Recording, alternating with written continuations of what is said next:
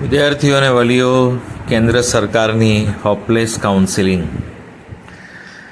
આ એમસીસી પોતાની મરજી અનુસાર ગમે તેમ સમયપત્રક આપી દે છે અને ગમે તેમ વધારતું જ જાય છે, ડેટ વધારતું જ જાય. બે ત્રણ સીટ આવવાની હોય તો ડેટ વધારે.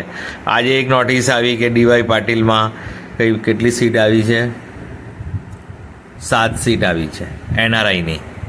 એવી એની નોટિસ મૂકી છે. ત્રણ સીટની મૂકી. હવે જે મોટી સીટો હતી એ તો આવી ગઈ, બરાબર. હવે એણે ખેંચી નાખ્યું છે. પીડબ્લ્યુડી 4 સુધી હતું, 4 પછી 7 પર લઈ ગયા, 7 પછી આજે 9 રાખ્યું કે જે પણ પીડબ્લ્યુડી કેન્ડિડેટ્સ, અરે કોઈ પીડબ્લ્યુડી કેન્ડિડેટ્સ હોય તો બેસી થોડી રહેવાનું આટલા સમય સુધી. તમે 9 ઓક્ટોબર સુધી પાછું વધારો તો પીડબ્લ્યુડી માટે વધારવાનું કોઈ કારણ જ નથી. એ લોકોએ તો 4 ઓક્ટોબર સુધી જ બધાએ લઈ લીધું છે. એ કોણ બેસી રહેવાનું? પીડબ્લ્યુડી કેન્ડિડેટ જેને ખબર જ છે કે ભાઈ મારે સર્ટિફિકેટ લેવાનું છે, તો એ 4 ઓક્ટોબર સુધી નહીં લીધું હોય એણે. એ 4 થી 7 પર લઈ ગયા, 7 થી 9 પર લાવ્યા કે હવે 9 ઓક્ટોબર સુધી PWD candidate, person with disability, physical handicap, person with bench mark disability, A health એના જે પણ સેન્ટર છે ડેઝિગ્નેટેડ ડિસેબિલિટી સેન્ટર, ત્યાંથી એમ કે સર્ટિફિકેટ લઈ શકે. એ તો બધાએ લઈ જ લીધેલું છે, બરાબર. હવે આ ખાલી ખોટું વધારે છે. હવે પેલી 8, 7, 8, 9, 10 પેલું કે એ છે એના માટે રાહ જોઈ. શું ખબર, પેલું સુનાવણી ચાલે છે એનએમસીની ને. ચાલો આ બધું આપણે માની લઈએ તો પછી 22 સપ્ટેમ્બર એકેડેમિક સેશન રાખવાની જરૂર શું હતી? જ્યારે તમે એડમિશન નથી આપી શકતા તો પછી તમે ડેટ પણ એ હિસાબે રાખો ને. જો આયુષવાળાએ કેટલું સરસ કર્યું, 30 ઓક્ટોબર રાખી છે. આયુષવાળાએ 30 ઓક્ટોબર રાખી છે. એક જ સમયપત્રક આવ્યું છે આયુષનું, આજ સુધી ચેન્જ નથી થયું. સ્ટેટ માટે જે આપણું છે અને જે એકેડેમિક સેશન છે, એક જ સમયપત્રક આવ્યું છે આયુષનું. 30 ઓક્ટોબર એમને કમેન્સમેન્ટ ઓફ સેશન રાખ્યું છે, એકેડેમિક સેશન, બરાબર. ને આ લોકો બધા ચેન્જ કરતા હતા, પણ પછી જ્યારે 3rd કે 4થું આવ્યું આનું સમયપત્રક, ત્યારે ચેન્જ કર્યું સમયપત્રક, પણ નીચેની ડેટ ચેન્જ નહીં કરી. એ 22 સપ્ટેમ્બર રાખી. તો જ્યારે તમે એડમિશન નથી આપી શકતા તો પછી 22 સપ્ટેમ્બર રાખવાની જરૂર શું? તમારે પણ 30 ઓક્ટોબર રાખવી જોઈએ ને, કે બધા એડમિશન પૂરા થાય પછી રાખવી જોઈએ ને.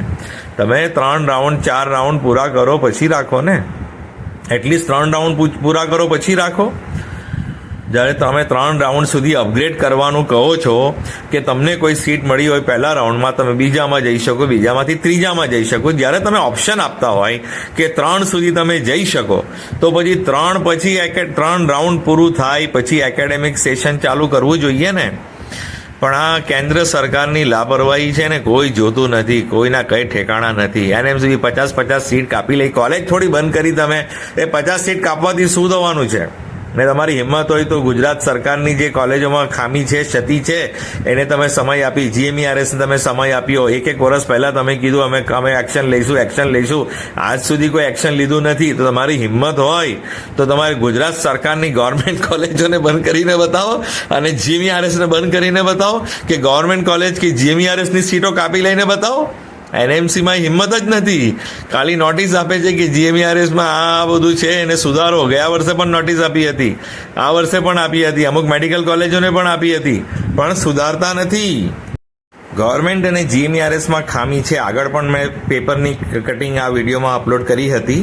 તો તે છતાં પણ એમની સીટ કાપી નથી લીધી, કોઈ કોલેજને બંધ નથી કરીને. આ પ્રાઇવેટવાળાને હેરાન કરે. અરે તમારે કરવું હોય તો બધા સાથે એક સાથે કરો ને, એક જેવું વર્તન કરો ને. આવો ભેદભાવ કેમ કરો છો?